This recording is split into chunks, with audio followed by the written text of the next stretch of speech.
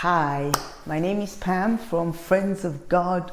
Welcome to this episode. This is the one that everybody needs to hear because the spirit of criticism is so sneaky, it's so prevalent, but yet so subtle that nobody even notices when it's operating.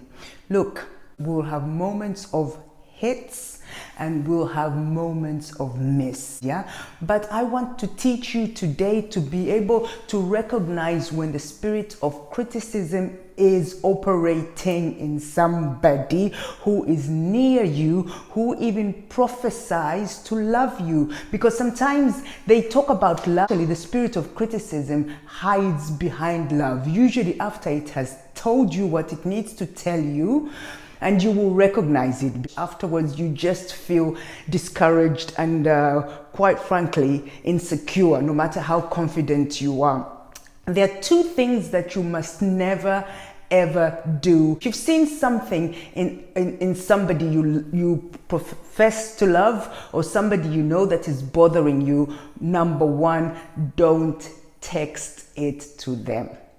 Do not send them a message or an email to tell them that you don't think their lipstick is appropriate, or the car they're driving is the right car, or that their skirt is too short, or you didn't think you don't do it through the phone. Especially if you have not seen that person in a long time, and especially if you have not complimented that person in a long time and you almost do not have a relationship. You cannot text somebody to tell them about something you think they're doing that is inappropriate to you. You have to call them. The word of God says we have to encourage one another. In the book of Thessalonians, 1 Thessalonians 5:11 says, encourage one another. Now, I'm telling you, encouraging somebody, unless it is criticism that is constructive, and that's called constructive criticism, you will find it very difficult for that message, no matter how true it is, to be effective. Constructive criticism is difficult to deliver unless you prayed over it. And usually when you pray over it, God will tell you, just continue praying for her or praying for him. I am dealing with that person. She is exactly where she's supposed to be on her journey, because we are all at different stages of the journey. Because maybe you don't like that bright red lipstick they're wearing. Maybe that you don't know when that person got saved. Maybe when she got saved 5 years ago, she was wearing green lipstick or purple lipstick.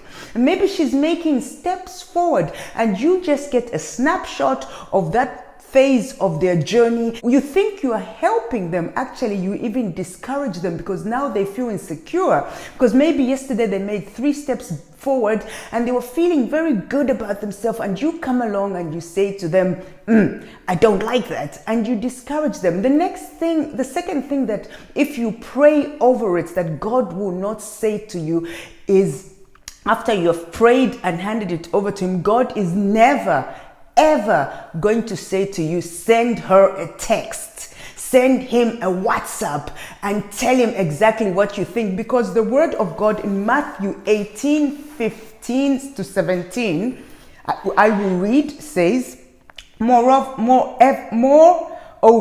if your brother sins against you, or he does something wrong,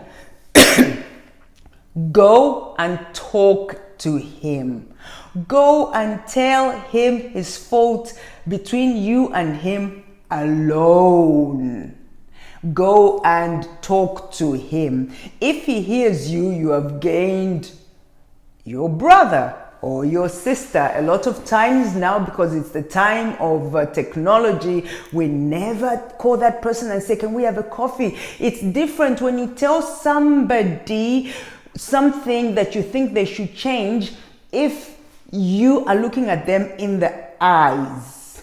They see your body language. Yeah, it's another thing when you just text them, because your message is just going to be lost in translation, no matter how true it was, no matter how correct it was, no matter how good intended it was, it will not be received properly. Number two, something that you actually shouldn't be doing. If you have not complimented that person in like a decade, you have not phoned that person like in a while now to give them a compliment about something, you cannot just text them and criticize them. It will not be received well. If you have forfeited your right to encourage them, you have forfeited your right to criticize them too, because that criticism actually is just discouragement. Yeah, because this person cannot only be doing something, or I mean things that are wrong all the time. They do some things that are right too. So why haven't you been, when was the last time that you complimented them? When was the last time you called them up and said, you know what, I saw your picture on Facebook, or I saw what you wrote on your blog, or I heard that your child is doing very well, or when was the last time that you complimented them? I heard you got a promotion. The reason why people usually do not compliment is because they do not get excited about all the great things that are happening in your life, but they get very excited when you have missed. When you are having a hit after hit in your life, it doesn't excite them. As soon as you miss, then the forefront to point at you and to tell you that you have missed. Now that is how you recognize the spirit of criticism, because the spirit of criticism does not have love. So it does not get excited when you do something good. It's waiting to pounce on you when you miss. I remember when I moved to England 4 years ago, I had just started I just started writing things on Facebook and posting some pictures sometimes. And I remember this woman that I had gone to the same church with in Holland. Like a year later, 2 years later, she had never once texted me, how have you settled in England? How are the kids doing? How are you? And I realized that in those first 2 years, she had only contacted me maybe 4 or 5 times, and all times she contacted me to criticize what I had written on Facebook, or what she had seen me wearing on a picture. And you know what? It was a time that I was really disoriented in England. I really didn't have friends, and I had to climatize to the weeks of rain and no sunshine. And I could have used a word of encouragement. You know what I did? I blocked her. I blocked her because I saw the spirit of criticism in her. Compliment people. In the book of Thessalonians, we are encouraged as Christians to encourage one another. We are to encourage one another, not every time criticizing. We are all wired differently. If you pray about it, you will actually, the Holy Spirit will even tell you that person, it may look to you with your naked eyes that they're completely off the rails, but they're actually on track. The Holy Spirit will tell you that they're on track, because our journeys are all different and we all have a different assignment. With each assignment, there are different instructions. Can you imagine if Samson, because he had been told to keep his hair long during the time of Judges, when he was a judge, can you imagine what would have happened if he had made his instructions doctrine? If he had told everybody, you're all going to grow your hair long, nobody is allowed to cut their hair. That's how cults begin. When you take your assignments, instructions, and turn them into doctrine. Samson had instructions to keep his hair long. I'm sure the boy next to him did not receive those instructions. If you have had instructions not to wear jewelry, don't make that doctrine and start bugging everybody to stop wearing jewelry. If you have been told not to wear lipstick, don't tell everybody not to wear lipstick. I was given strict instructions, me personally. The Lord, I used to wear long extensions, human hair. And the Lord brought it to my mind and dipped it into my heart that I was never ever to wear human extensions again, because they were sacrificed to other gods. I have a lot of friends who wear human hair. Have they received those instructions? I don't know. And it's none of my business. You know, I can only live by example. Yeah. Please, I am beseeching you, be careful how you bring something that does not agree with you over to somebody, because actually your criticism could be very dangerous and really bring that person down. And you know, anytime we find a spirit that is not the Holy Spirit, it has an agenda, and the agenda is never to encourage that person or to make that person feel loved. The agenda always is to delay or to distract that person. The spirit of criticism comes to delay and to distract that person. You are moving, you are on track, and the spirit of criticism is instilled into somebody close to you or seemingly close to you who says they love you, but this person has opened a door in their life for them to have that spirit. They come and they say they love you, but they've told you something and you're not feeling loved. And when was the last time this person called you and told you something loving? Because love is not just a word. You haven't done anything for that person. You haven't complimented them in any way, shape or form, despite the fact that their life is going from glory to glory, and you just appear and you send them a text to criticize them.